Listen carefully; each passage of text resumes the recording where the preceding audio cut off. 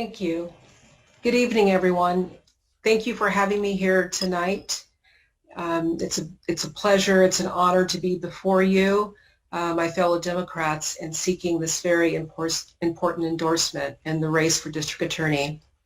I am a 34-year prosecutor. 19 of those years have been in a leadership role.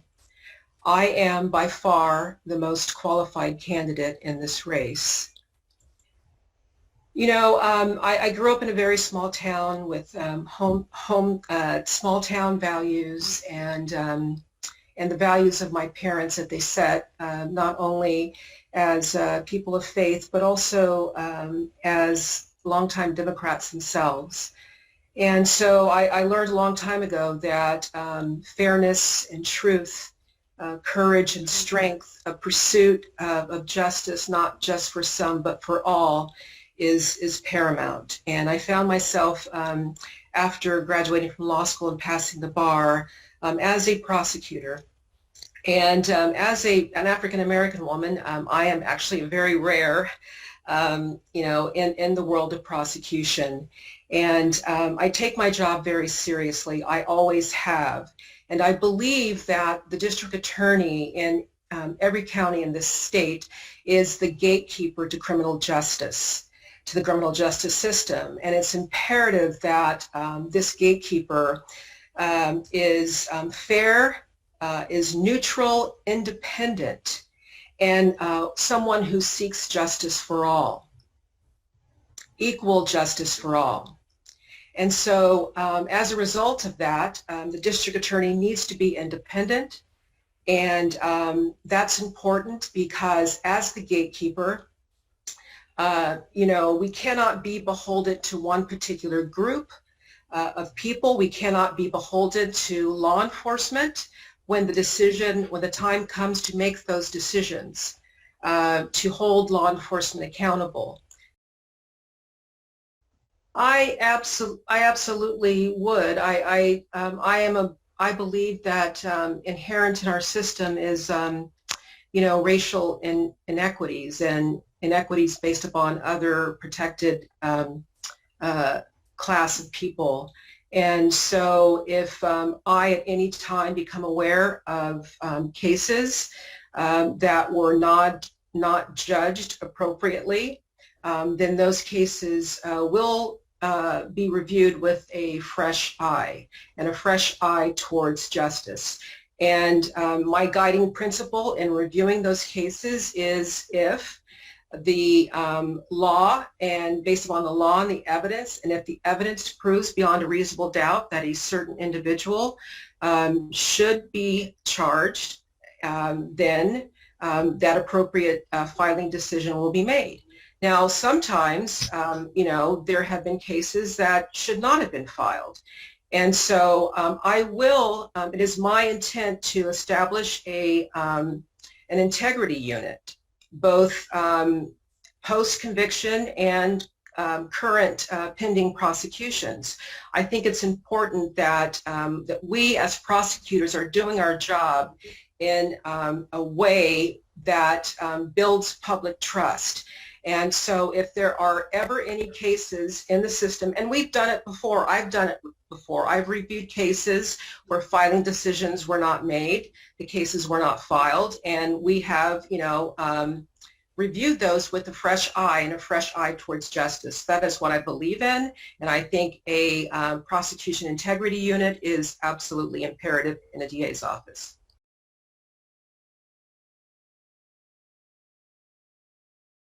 Right. So as an officer of the court, I am bound by ethical obligations, and as a prosecutor not to comment on pending prosecutions. That would be a violation of my ethics and professional responsibility. As a citizen, I was appalled by that practice. And so I believe that whenever the district attorney's office becomes aware of such practices, we have a duty and an obligation to conduct our own investigation. Why? Because we have to know that the people that we're calling to the witness stands, the people that we're relying on in reviewing those reports, are people of honesty and integrity, and people that we can take before the jury and to say this person should be believed. So in order for us to do that, we have to, whenever we are aware of and become aware of such instances, I believe that the District Attorney's Office has a duty to investigate those issues. Yes, that's a very important priority that I have, that I will implement when if I become district attorney. And so what I will do is to actively recruit, go out to various law schools, recruit amongst the various bar associations, for example, the Latino Bar Association, African American Bar Association, so forth and so on, Asian American, to take an active role, not only in the college and law school level, but also the high school level. I want to establish a mentorship so we're out there. And I think that having more people like me and more people like other attorneys in our office who represent diverse backgrounds is crucial. So we will have an active, very vibrant recruiting process so that we can look for qualified people of color. It's important to bring in people from various backgrounds, to a district attorney's office to offer something that perhaps a person, not of color would never have thought of. So it's important to have that basic recruiting process going on in a DA's office, and I want to bring that to Solano County.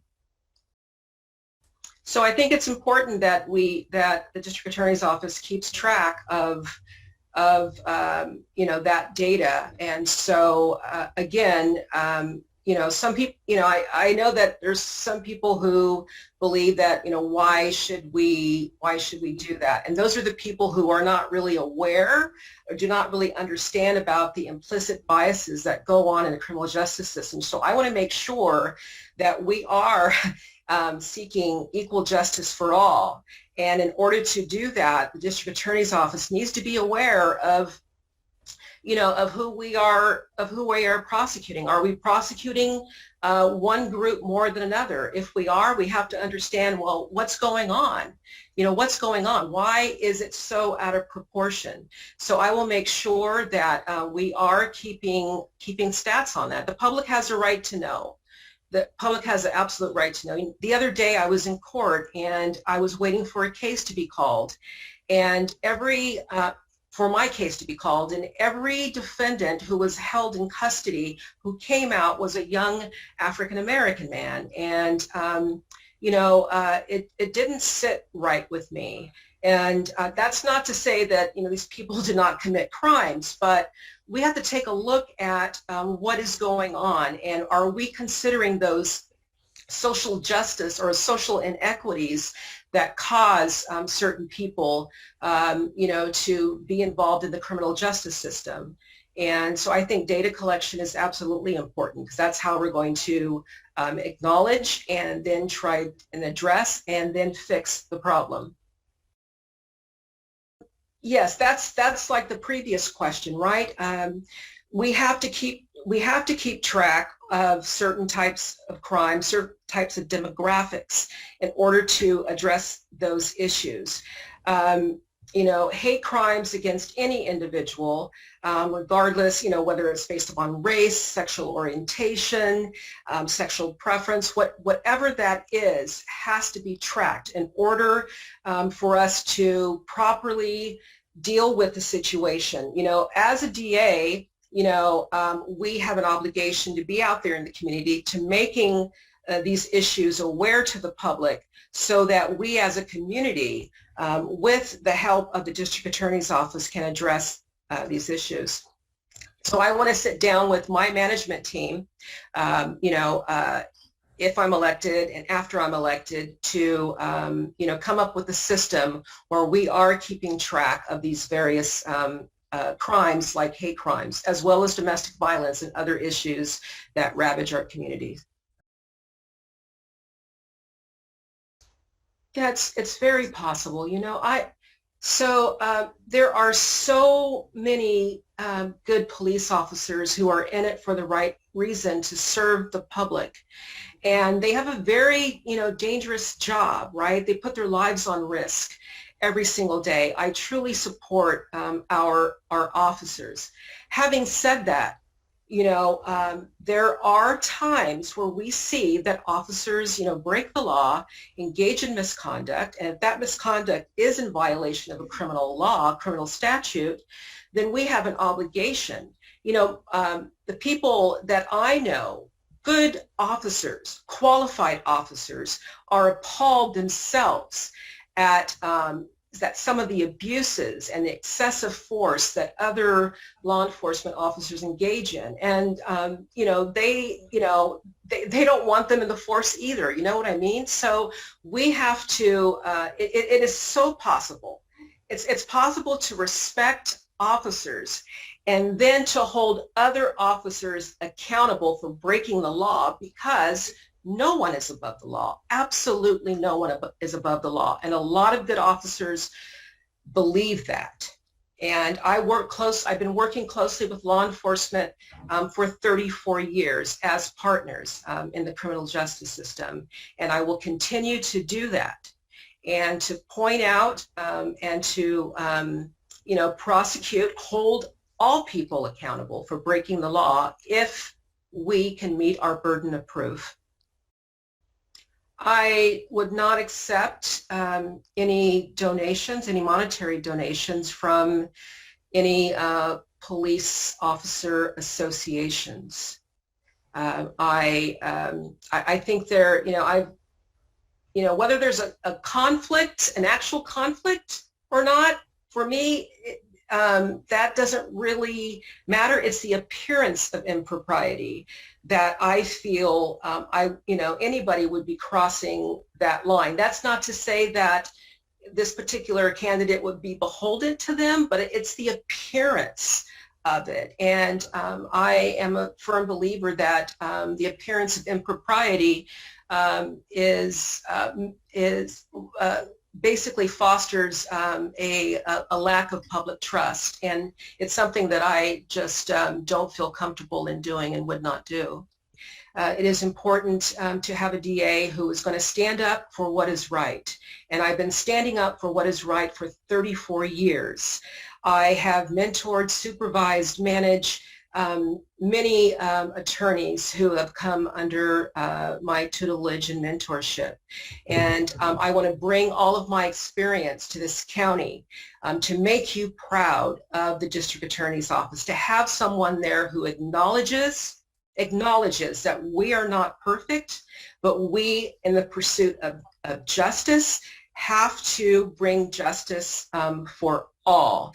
And also, I want to uphold victims' rights. I see that we are trampling on those rights, and victims are not being considered. And so I want the opportunity to do this job, to do it well, to do it fairly, to do it honestly, and to work with the community. I think that is also important, to bring out and to bring our community to a level where it should be, with the community behind me and my staff. I look forward to June 7th. Super excited.